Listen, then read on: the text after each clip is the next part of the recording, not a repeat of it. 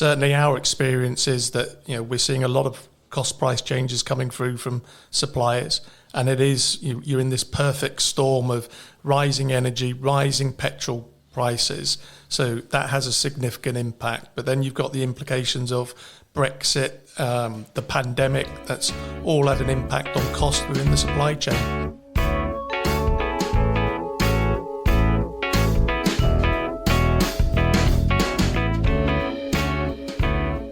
In the UK, supermarket prices could increase by as much as 5% by the spring, as rising energy and other costs feed through to the high street. The cost of everyday items are rising faster than at any time in the last 3 decades, and wages are failing to keep up. But what is likely to be the impact in the Channel Islands, which are so reliant on the UK for our supplies? We asked Mark Cox, the CEO of the Channel Islands Co-op, for his views on whether islanders should brace themselves for more expensive trips to the supermarket. Mark, we've heard a lot of talk internationally recently about food and energy prices going up. Indeed, in the UK, where most of our food comes from, prices are rising faster than at any time in the past 30 years. When it comes to the co-op and what you sell, how much of an impact do you think we'll see? Yeah, I think, unfortunately, we are going to see the same impact. We're not immune from those price increases. And we've got the added piece that we've got to get product from the UK to Jersey. So there's some increased costs along that supply chain. But certainly our experience is that we're seeing a lot of cost price changes coming through from suppliers. And it is you're in this perfect storm of rising energy, rising petrol prices. So that has a significant impact. But then you've got the implications of Brexit, the pandemic. That's all had an impact on cost within the supply chain. We've got to deal with those. So unfortunately, the islands are going to feel that impact because those price increases coming through will need to be passed on to consumers ultimately. And those are the kind of big macro issues. Do you think, are there any local issues that are compounding the problem, perhaps driving up prices further? I think, you as I said, you've got that added complication that we need to move that product from the UK across on the ferries. Price of fuel is going up, then that adds increased costs to the local supply chain as well. So we've also got the piece where everybody's talking about labour, what's happening with labour. It's very difficult to get hold of colleagues. So in terms of inflation, that adds cost as you're paying more for colleagues in stores. You've got a shortage of labour. Where you're going to get that labour from? So you're in this ultra competitive environment now where everybody's looking around at the same talent and trying to secure that talent, which is going to increase the price of the operation ultimately as you're paying more for colleagues. And the boss of Tesco, John Allen, the chairman of the supermarket group, recently said that prices could go up in food by 5% by the spring, which it really isn't that long away. Do you think because of those added factors in Jersey, we could see even more, the prices going even higher than that? I think, speaking for ourselves, and I know our competitors, we're all working hard to try and offset some of those price increases and trying to deliver as much value for consumers as we can. Our inflation number on food is running slightly behind the UK currently, which is good news. And we'll try and maintain that. So we wouldn't like to see it increase further, but it really does depend on where those cost pressures come from ultimately and how much retailers can offset them. And what levers do you have to keep the costs as low as, or the rises as low as possible, if I can put it like that? I think what we're trying to do is make sure that that we're not passing on cost prices that aren't warranted. I think trying to be as efficient as we can.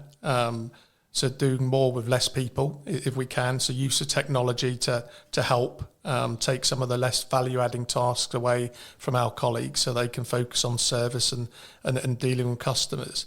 But it is very challenging. It's a tough environment to be operating in at the moment, particularly as you're dealing with the pandemic as well. So absence levels are higher. So that means you've got to backfill. That's an increased cost because you've got people off sick. And as I said, trying to get hold of that labour in the first place is tough as well. Talking about staff shortages and the use of automation, do you think that the supermarket experience in the future could be more of a vending style automated exchange, or do you think people on the front line will always be important to the co-op? I think people on the front line will always be important, but I do think that technology, stores now, there's trials in the UK where you've got cashless stores, no checkouts, people are scanning goods on the way as they shop around stores. It's that type of technology which will some people will be interested in, so you'll get some adoption from customers, but there will always be a need for that personal interaction in supermarkets, and we're keen to keep that, particularly in our community stores where we're out in the parishes. That's important to that local community to have that sense of belonging, and it's important to us. In fact, I'm one person who actually rather enjoys scanning their own food. It's a bit of an experiment for me, and it's enjoyable. Has that been embraced by people, do you think? And has that allowed you to, perhaps, while still having staff in key places, to reduce the number of people that you need in the shops?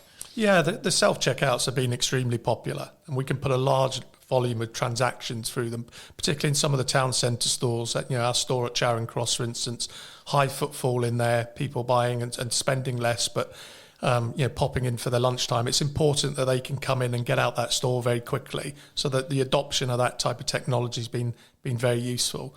You're starting to see scan and go apps in supermarkets in the UK where people can go around and scan their own shopping on their mobile phone and pay for it by a QR code at the end. It's that sort of technology which will help reduce the pressure on labour if you can get some good adoption going. We've heard a lot over the past few years about cheap food, where supermarkets have perhaps driven down the price they pay producers, and we certainly hear that from our own potato exporters here in Jersey.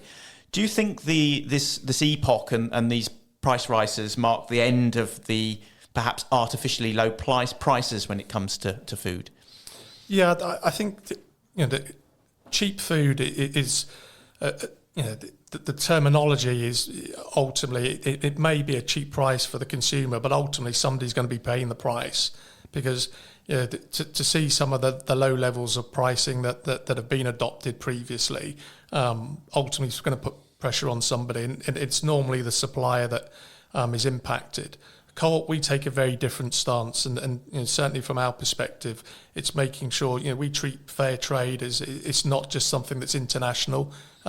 Fair trade to us, it means that we're paying the right price to local suppliers as well, because we recognise that that's important for them. They need to maintain a living and survive, and if we focus on that local piece, then the benefit to the island is that that's money circulating within the local economy, so it's good for the island.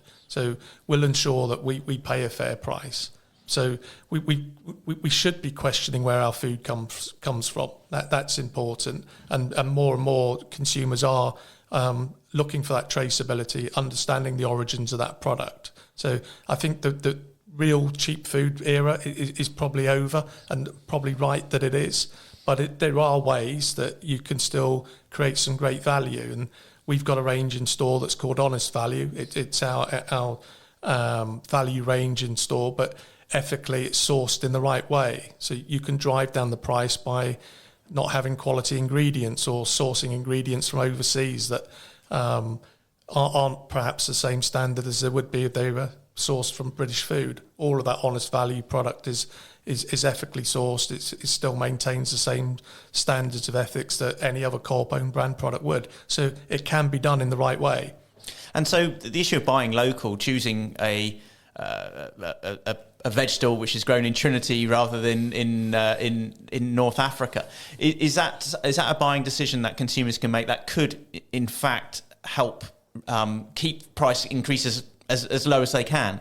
I think we've got to recognise that there's no economy of scale here in terms of significant volume, and the local suppliers, the producers, won't get the same level of subsidies perhaps they would do overseas.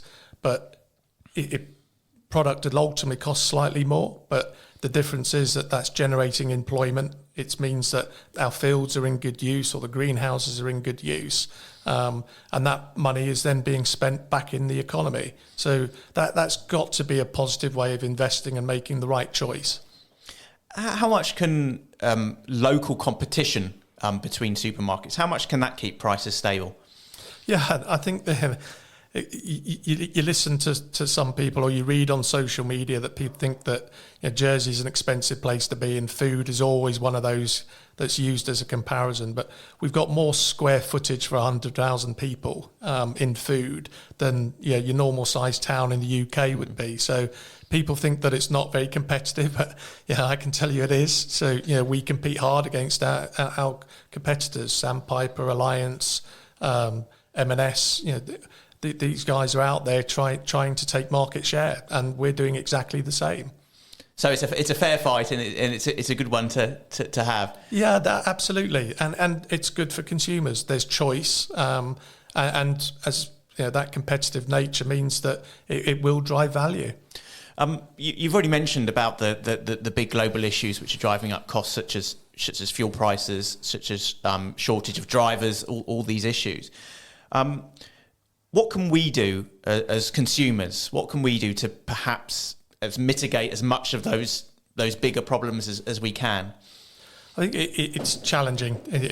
I think from a consumer's point of view, they want to manage their budget as effectively as they can, and quite rightly, because rising energy prices, rising petrol prices are going to put pressure on everybody's wallet. So it means there's less disposable income. But there's still ways of being able to shop smartly. So it is looking around. We've increased the number of promotions in stores, for instance. We recognise people are looking for more value. We've increased our honest value range across all our stores, so that's distributed wider than perhaps it would have been last year, to give more people access to that range of products. So it is just looking at and ensuring that they can shop smarter, managing waste within their budget, and helping us manage waste. So we donate waste product to Olio, which is a community sharing app. So that product is out there. So rather than being spoilt and being wasted, we're putting that back into good use in the community. So there's various different methods, but ultimately, if the supply chain is seeing increased costs, then we are going to see some price rises, and we just need to work hard as a cooperative to make sure that we don't pass all of those on where we don't have to. And are you limited in your selection of supply chains? Could we, for instance, as an island, look to France or other places to get a source of perhaps more competitively priced food? Yeah, so we buy cooperatively through the Co-op group in the UK, and we're part of a big independent buying group. So that gives us access to economies of scale. But we do have some, because we're locally owned, we have that ability to look at other opportunities. And we've just launched a new range with Carrefour in our largest stores in Grandmarché, St Helier and St Peter's. That's done very well. But again, there's an added cost that product's got to come to Jersey. It's all got to be labelled in English, so we have to put labels onto the product. Currently, we're having to move that through the UK to bring it back into Jersey. And we welcome the news by Condor that there is going to be a freight service established on a more regular basis. And we're talking to Carrefour about how we can increase the range of products that we take from France. The customs paperwork is tricky. That adds another layer of complexity. So it's not quite as easy and simple as people think, but we're working hard to see if we can drive some value by increasing that French range. We've talked about what consumers can do, and perhaps we'll talk a bit more about what you can do as the Co-op and the supermarket. What about government? Can they do anything? Obviously in Jersey they have no influence over interest rates and other fiscal matters, but it does have tax levers to pull. Could you see the government taking more action to perhaps mitigate against some of the expected price rises? I think the big one for me is GST. And I have a real issue morally, taxing basic foodstuffs. We just think is wrong, absolutely wrong. And we've campaigned ever since GST was introduced to not have that on basic foodstuffs. That's the big lever government have to pull. So, when you've got, and you're reading more and more around food banks and people having to use them as an everyday need now rather than an emergency need, it just seems really wrong to me that we continue to tax basic foodstuffs. So that would be my plea to government. Let's have a look at GST. Let's take it off the basic foods. It's not required. It's just morally wrong. And what about employment? Is there anything that they could perhaps do to make it easier to retrain, reskill, allow you to get more staff? I think from our perspective, I think there's certain things government can do, but for us, it's about making sure that we look after our people, and culturally, they sense that the people that we employ feel part of the co-op. They that sense of belonging I talked about earlier. They're really important. So we took and did a big piece of work last year where we reviewed what we were paying our colleagues, top down. Did a full review of our pay structures, and we've given added incentives to colleagues, including healthcare, which has landed really well. So we're hearing some horrific stories of some retailers running at 10, 11, 12% vacancy rates. We're not. We're half of that number. So that work served us well. So I think as businesses, we need to take responsibility first and foremost. We can't always go looking to government to solve all our problems. If we look after our colleagues and they're going to look after us, then they're on the front line. These are the guys doing all the hard work. When we're looking at when we're looking at price rises, are they going to be across the board, do you envisage, on food, or do you expect that some items may go up in price more than others, and indeed some may go down in price or not increase? Yeah, it is varying depending on the different commodities. You're probably seeing above inflation price increases on things like coffee, for instance. Pasta is a particular issue, and that's a weather-related impact on the crop. So we're hearing stories of pasta will increase roughly about 30% because there's a shortage of that product. So you've got those normal sort of issues around crop failures that exist in the supply chain normally that are seeing some spikes in price. So it isn't across the board, and equally we are seeing some price decreases. And ourselves, we've taken the decision to invest further in some prices to make sure that we can hold a stable basket for customers.